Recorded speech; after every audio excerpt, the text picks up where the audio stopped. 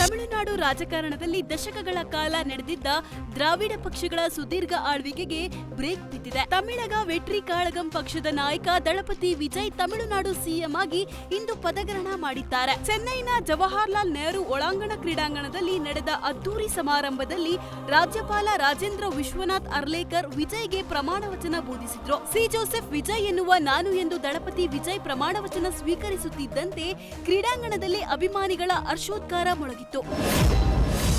ಇನ್ನು ದಳಪತಿ ಜೊತೆಗೆ 9 ಸಚಿವರು ಪ್ರಮಾಣ ವಚನ ಸ್ವೀಕರಿಸಿದ್ರು.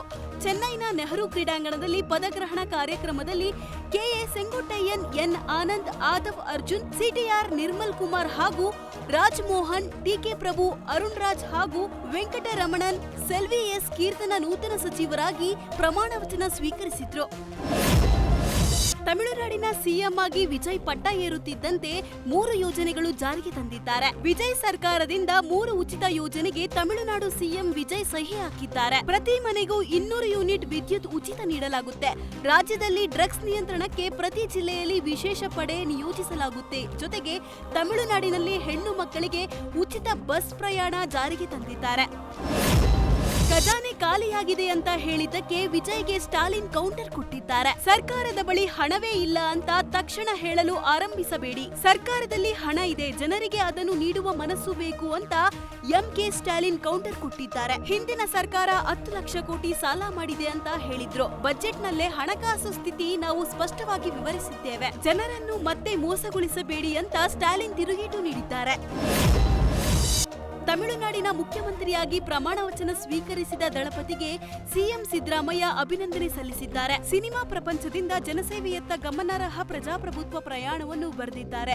ಕರ್ನಾಟಕ ಮತ್ತು ತಮಿಳುನಾಡು ಆಳವಾದ ನಾಗರಿಕ ಸಂಬಂಧಗಳಿವೆ. ನಮ್ಮ 2 ರಾಜ್ಯಗಳ ನಡುವಿನ ಪಾಲುದಾರಿಕೆಯನ್ನು ಬಲಪಡಿಸಲು ಮತ್ತು ಜಾತ್ಯತೀತತೆ, ಸಂವಿಧಾನಿಕ ಮೌಲ್ಯಗಳು, ವಿಭಜನೆ ಮತ್ತು ಫ್ಯಾಸಿಸ್ಟ್ ಶಕ್ತಿಗಳ ವಿರುದ್ಧ ಸಾಮೂಹಿಕ ಹೋರಾಟವನ್ನು ಮುನ್ನಡೆಸಲು ಅವರೊಂದಿಗೆ ನಿಕಟವಾಗಿ ಕೆಲಸ ಮಾಡಲು ನಾನು ಎದುರು ನೋಡುತ್ತಿದ್ದೇನೆ ಅಂತ ಸಿದ್ದರಾಮಯ್ಯ ತಿಳಿಸಿದ್ದಾರೆ.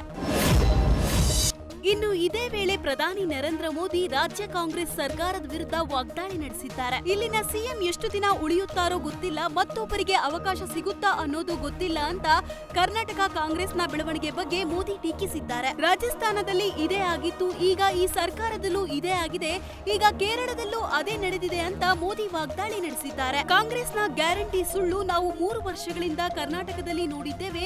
ಜನರ ಸಮಸ್ಯೆ ಬಗೆಹರಿಸುವ ಬದಲು ಆಂತರಿಕ ಜಗಳ ಶುರು ಮಾಡಿದ್ದಾರೆ ಅಂತ ಮೋದಿ ಕಿಡಿಕಾರಿದ್ದಾರೆ. ನಾವು ಮನೆಯ ಹಿರಿಯರನ್ನೇ ಕಳೆದುಕೊಂಡಿದ್ದೇವೆ ಅಂತ ಅಭಿಮಾನಿಗಳು ಕಣ್ಣೀರಿಟ್ಟಿದ್ದಾರೆ. ಸಚಿವ ಡಿ ಸುಧಾಕರ್ ಕೊಡಗೈ ದಾನಿ ಅಂತ ಮಹಿಳಾ ಕಾರ್ಯಕರ್ತರು ಬಿಕ್ಕಿ ಬಿಕ್ಕಿ ಅಳುತ್ತಿದ್ದಾರೆ. ನಗರದ ನೆಹರು ಮೈದಾನದಲ್ಲಿ ಇಂಥ ಶಾಸಕರು ಮುಂದೆ ಸಿಗೋದಿಲ್ಲ ಅಂತ ಮಹಿಳಾ ಕಾರ್ಯಕರ್ತೆಯರು ಒಬ್ಬರನ್ನೊಬ್ಬರು ಸಂತೈಸುತ್ತಾ ಅಳುತ್ತಿದ್ದಾರೆ.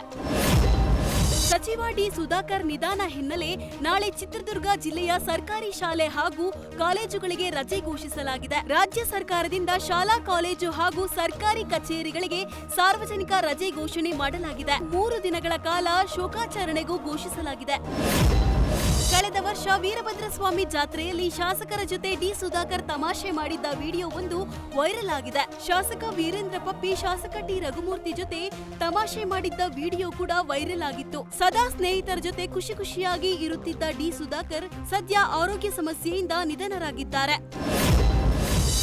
ಮಹಾರಾಷ್ಟ್ರದ ಮಲೆಂಗಾವ್ನಲ್ಲಿ ರೀಲ್ಸ್ ಹುಚ್ಚಿನಿಂದ ಯುವಕನೊಬ್ಬ ಅಪಾಯಕಾರಿ ಸಾಹಸಕ್ಕೆ ಮುಂದಾಗಿ ದೊಡ್ಡ ಆಘಾತಕ್ಕೆ ಸಿಲುಕಿದ್ದಾನೆ. ಚಲಿಸುತ್ತಿದ್ದ ಟ್ರಕ್ ಮೇಲೆ ಸೇತುವೆಯಿಂದ ಜಿಗಿಯಲು ಯತ್ನಿಸಿದ ವೇಳೆ ನಿಯಂತ್ರಣ ತಪ್ಪಿ ರಸ್ತೆಗೆ ಬಿದ್ದಿದ್ದಾನೆ. ಈ ದುರ್ಘಟನೆಯಲ್ಲಿ ಯುವಕನ ಬೆನ್ನು ಮೂಳೆ ಗಂಭೀರವಾಗಿ ಮುರಿದಿದೆ ಎಂದು ತಿಳಿದು ಬಂದಿದೆ.